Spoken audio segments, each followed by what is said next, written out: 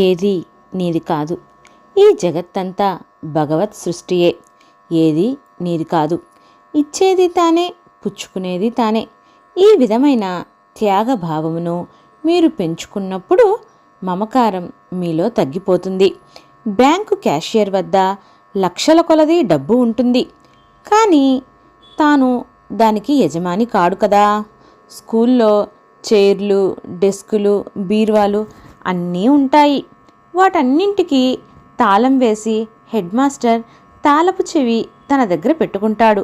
కానీ ఇది నా స్కూలు, నేను వీటికి యజమానిని అని అహంకారపడడు. అతనికి ట్రాన్స్ఫర్ వచ్చిందంటే ఒక టవల్ను మాత్రం భుజంపై వేసుకు వెళ్తాడు. అంతేకాని కుర్చీలను, బీర్వాలను తన వెంట తీసుకువెళ్ళడు. కారణమేమిటి? అక్కడ ఉన్నంత వరకు వాటిని ఉపయోగించుకునే అధికారం తనకు ఉన్నది, కానీ అవి తనవి కాదు. మనం ఈ జగత్తును కూడా అదే విధంగా ఉపయోగించుకోవాలి. ఇవి నీవి కావు. ఇదంతా భగవంతుని సొత్తు.